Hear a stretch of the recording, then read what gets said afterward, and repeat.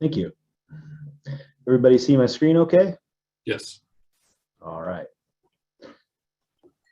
And we are here to discuss amendments to the Eastside Village Subarea Plan.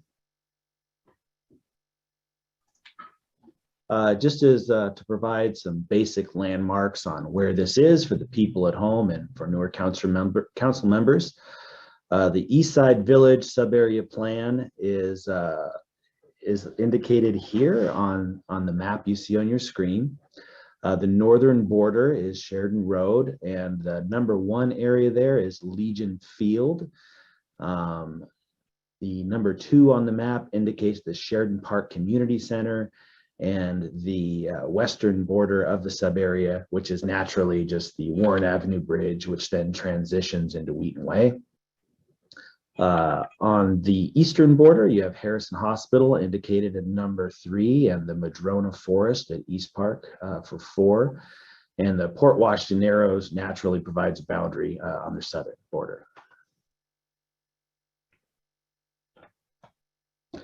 Okay, just to provide a little background, previous to the sub-area plan being adopted, the zone that was in place beforehand was the employment center zone. It was a single zone. It had an 80-foot height limit, and there was no cap on density. In recognition of Harrison Hospital's departure from this site, the city commissioned a market study in 2019 to explore what the market was going to look like without the hospital there. That market study provided some recommendations, and one was to provide a very clear regulatory approach and to remove regulatory hurdles as we could, and that we should encourage the existing strong housing market. So with that in mind, the city partook on a public engagement process, which resulted in the adoption of the Eastside Village Sub-Area Plan in October of 2020. With the adoption of that plan came provisions to monitor the execution and the implementation of the Sub-Area Plan to ensure that its goals were being met. A planned action ordinance was adopted concurrently with the Sub-Area Plan, and this is this ensures that environmental permitting for any projects within the sub-area are more streamlined.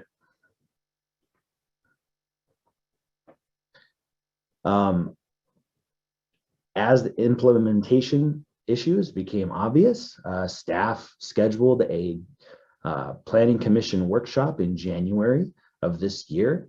And at that workshop, the planning commission requested that staff provide a more detailed description about how the proposed changes affected the vision of the sub-area plan. And they also requested additional public outreach. With that in mind, staff contacted all residents and property owners within 300 feet of the sub-area and invited them to an online open house in February of 2022.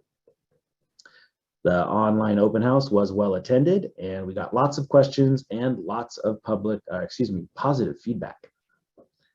On March 21st, the Planning Commission held a public hearing where the commission voted unanimously to recommend approval to the City Council.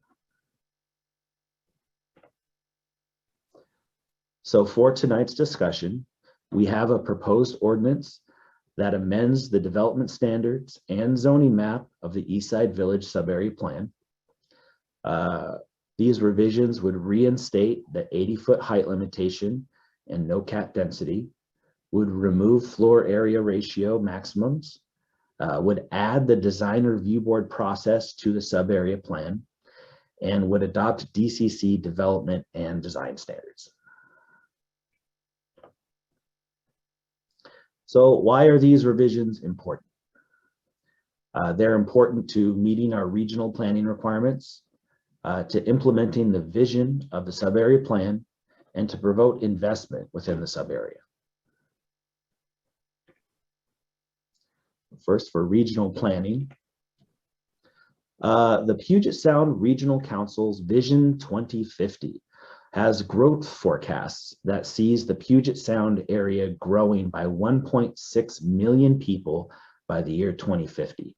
And that's the equivalency of 2 Seattles being added.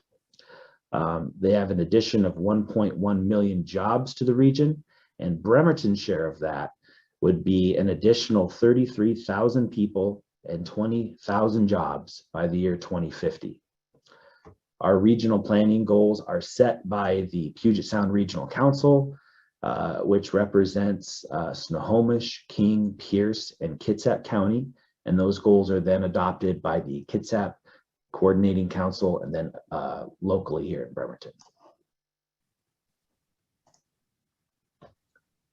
So the lion's share of that growth in Bremerton is expected to be located in land use centers within the city. Here's a list of land use centers and where they're located on the map. But by concentrating growth within these centers, we're able to better protect the environment from sprawl, ensure that more intense development doesn't spread to low density neighborhoods, make more efficient use of utility and infrastructure investments, and create walkable, bikeable environments for people that enjoy an urban setting.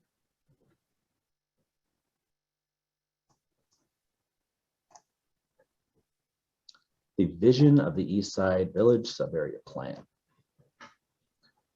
So of the vision and guiding principles of the Eastside Village Subarea was that it be a residentially focused center with diverse, high-density housing types for all ages and incomes, supported by a commercial core and flexible opportunities for employment-generating uses.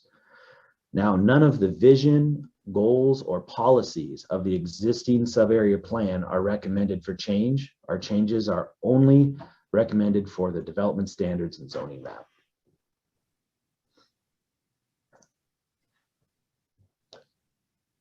So here are a couple of selected goals and policies. There are 23 total goals and 75 total policies for the subarea. And that is to ensure that standards within the subarea are simple and cost-effective to construct housing, that the subarea create a vibrant and diverse employment serving the city and the neighborhood, that it should accommodate a range of development to ensure city growth is focused within centers, and that it provide a livable and healthy and atmosphere with mixed uses.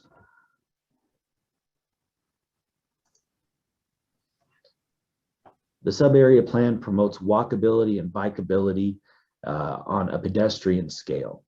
Those are the types of livability and health issues that are promoted when population growth occurs. That to have that kind of urban setting, you need to increase your population in order to support those small corner shops and bikeable neighborhoods.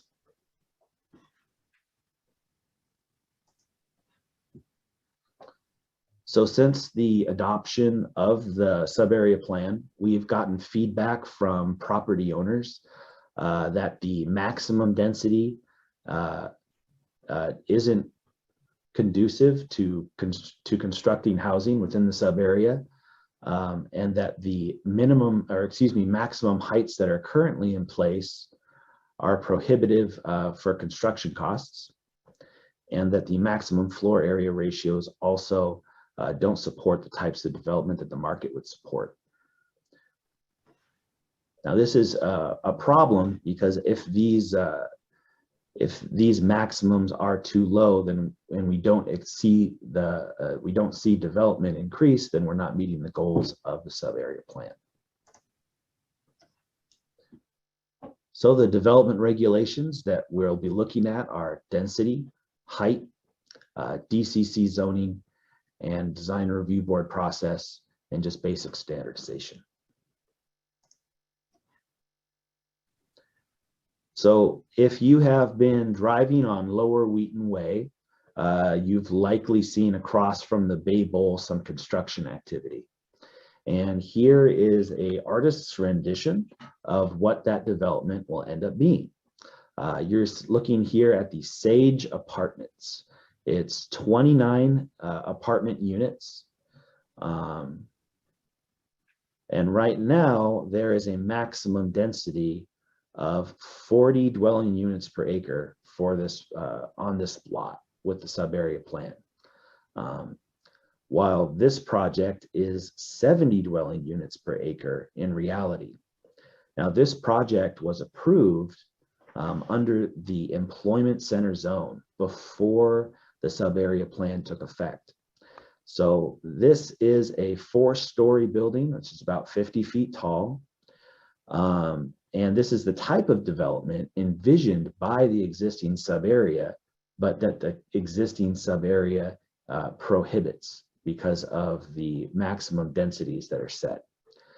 Now, once again, the maximum density in this zone is 40 dwelling units per acre in the current subarea, but it is 70 dwelling units per acre, which was approved under the employment center zone. Now, investor feedback is that the current height regulations are prohibitive due to construction costs. Right now, we have maximum heights within the subarea of 55 to 75 feet, and the proposal is to raise that to the historic height from the employment center zone of 80 feet. About 75% of the existing subarea could build to a height of 65 feet to 75 feet. So staff sees this as a fairly modest increase in height from 5 to 15 feet. You'll see a small kind of yellowish area. That is the one zone that we're not proposing to increase height. There'd be no change in the maximum height of 35 feet in that zone. And that's because there are some existing lower intensity uses, single family homes and duplexes in that area, so that there's no increase in height there to buffer those existing uses. So the reason to increase the height to 80 feet has a lot to do with construction costs and construction materials. So both the International Building Code and International Fire Code set maximum heights between 70 and 75 feet, and that can vary with where you measure from. They both measure the maximum height differently, and that can also change with the proposed materials and topography of the site, things like that. So both of these codes allow for 5 levels of wood frame construction that can be built on a concrete and steel podium. So this is the most affordable way to build housing, is with wood frame construction. So the 80-foot height maximum is kind of like the building and fire codes are inside of the Amazon box, and the zoning code regulations are the box that holds that outer kind of that outer shell of what's inside. So that we're proposing that 80-foot height limit to ensure that the zoning maximum height is never prohibitive to development of 5 levels of wood frame construction and built on a podium.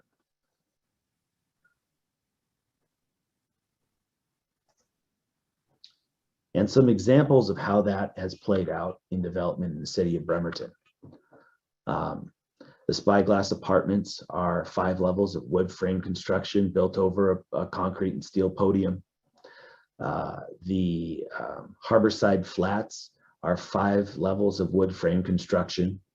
The 606 Apartments are wood frame construction built over a podium. So whereas the difference in that 5 to 15 feet that we're proposing to change to that modest increase in height, it can end up deciding whether a project can pencil or not.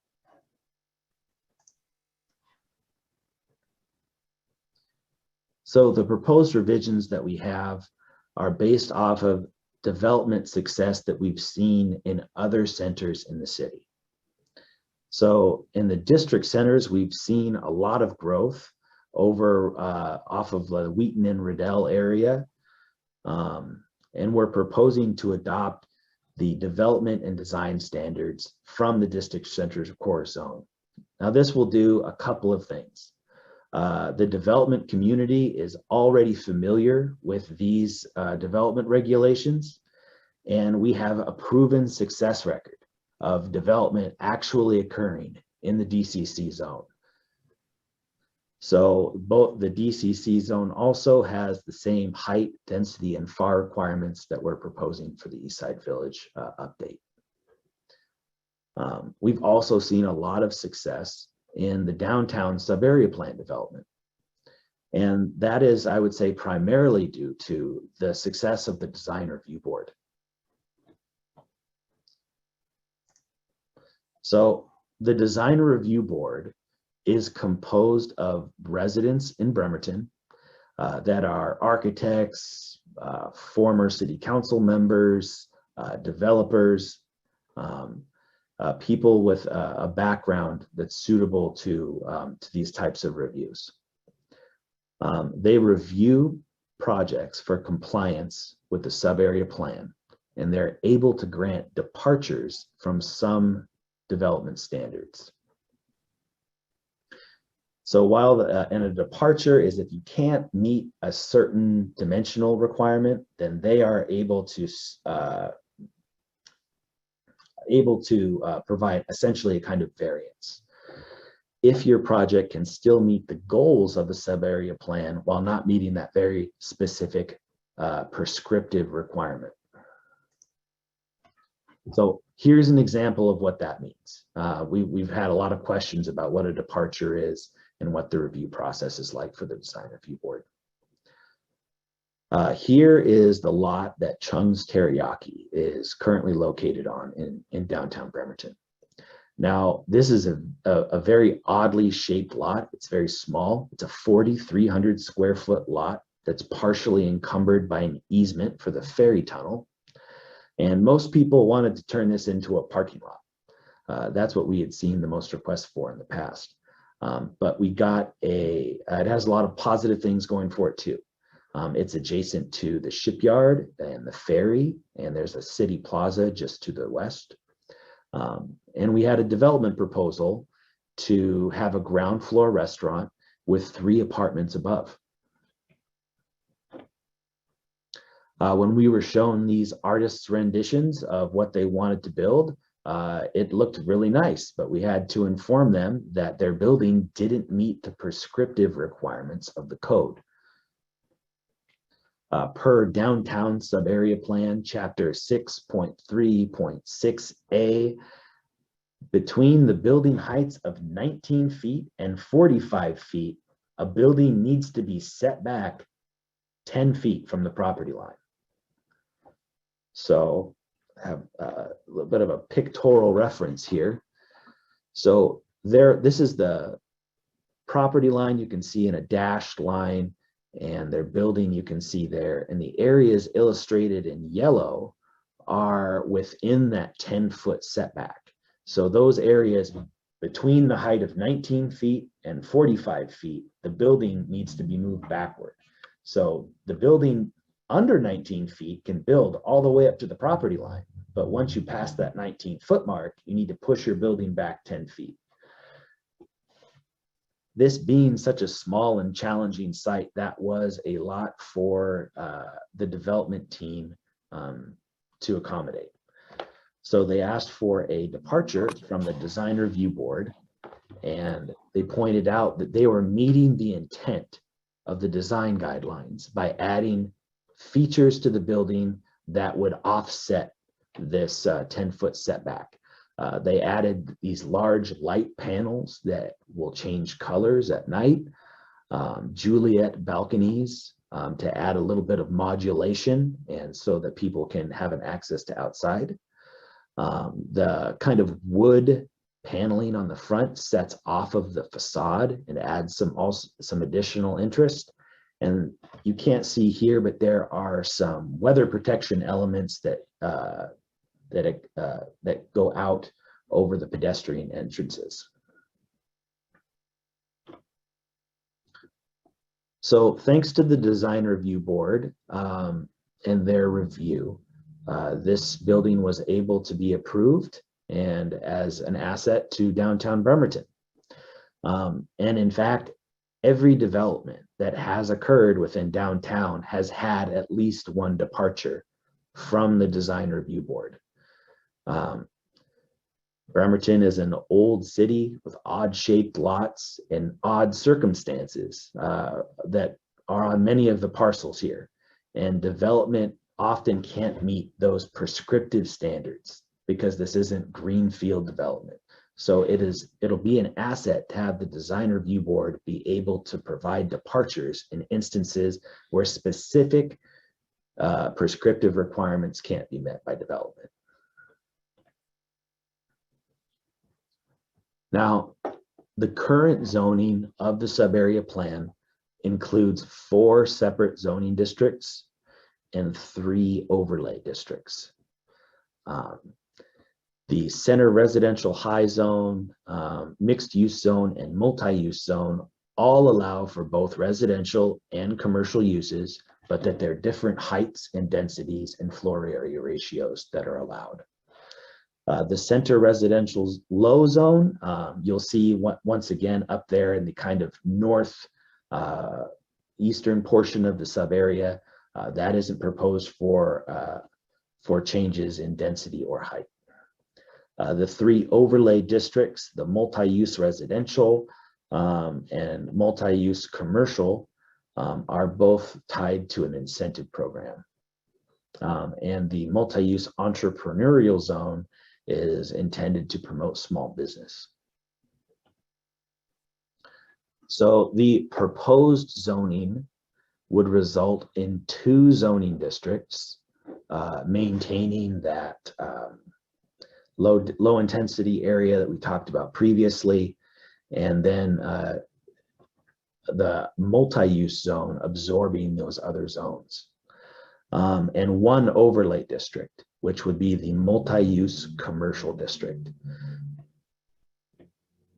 So as you can see in this side-by-side picture, on the existing zoning map, there's those mixed use areas that are in orange, and those are to promote commercial development.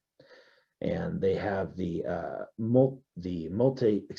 mixed use commercial core overlay that is also supposed to promote commercial development. Well, in the proposed zoning map, the multi-use commercial core overlay dissolves those 2 zones and overlays into 1 feature that promotes commercial development. It's a much less busy way of getting at the sub-area plan vision of promoting a commercial core in a much more simplified way.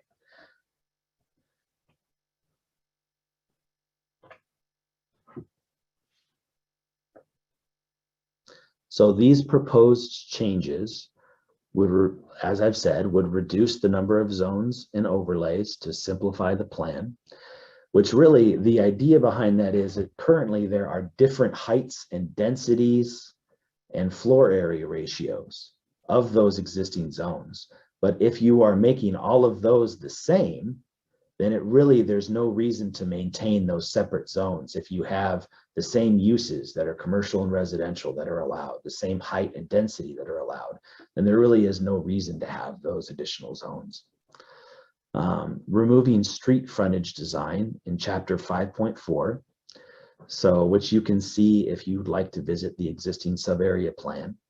And in place of those street frontage designs, we are proposing to adopt DCC standards, which we've said before has a more proven track record of success that developers understand and we have seen implemented. That chapter 6 transition from design guidelines to a design guidance chapter for the design review board. So chapter 6 right now provides some direction on the design of art and architectural elements that are desired within the sub area. And now that chapter would help inform the design review board on how to best review projects. And as far as sub-area streamlining is concerned, there are some odds and ends within the sub-area, like there are specific drive-through standards that are within the sub-area. Well, the City Council recently adopted updated drive-through standards. So it doesn't really make sense to have two separate sets of standards when the Bremerton Municipal Code can very well regulate drive-through standards without extra sub-area plan requirements. Parking reduction, or excuse me, certain parking requirements within the sub-area, like for parking reductions, bikes and other things.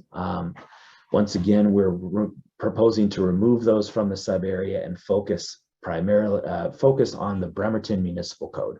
The Bremerton Municipal Code already has provisions for bicycles and parking reductions, and it provides a much more simplified and standardized path to use that Bremerton Municipal Code language rather than creating separate language.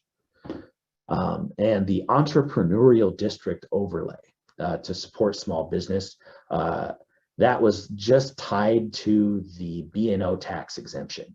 And now that City Council has raised that exemption up to $1 million, it doesn't really make sense to have that overlay anymore because the exemption level has been raised by the City Council. So in summary, we're proposing the proposed changes are consistent with the previous the standards of the previous employment center zone, which had an 80-foot height limit and no cat density.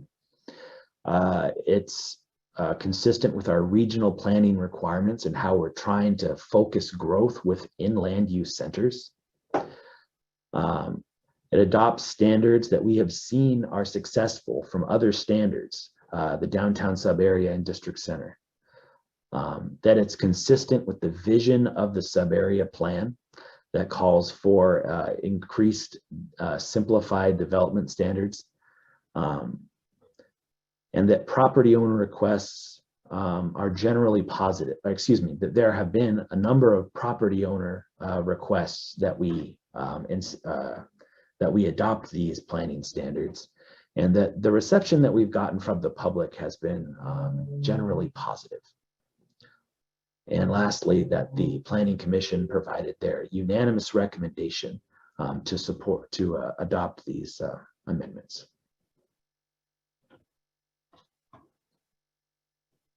So staff recommends that the City Council hold an open record public hearing, consider testimony, and approve the proposed amendments. And we're available for questions. And Council President, just before we get going, I just want to add, the vision and the direction of the sub-area plan isn't changing. This is what I want to put any fears at rest here. This sounds like a lot of changes, but the vision and direction of the plan remains the same. And I'm saying this because there's so many new folks on board, and President Goodnow will say, we're very good at monitoring our success of our plans and our development regulations and making tweaks where we need to. And while this seemed like a very long presentation and it's lots of tweaks, it's tweaks in the right direction so that we achieve the vision that we have laid out in our plan. We never want to adopt a plan, put it on the shelf and say it's good enough. And yes, it's only been 18 months since we adopted this. We just need to make some tweaks to take the best of the best in other places of the code and get it into this one as well. So I just wanted to leave you with that thought, because this all seems very overwhelming, but what we're talking about is some real minor modifications to the vision of the plan. So thank you. Thank you. Jennifer.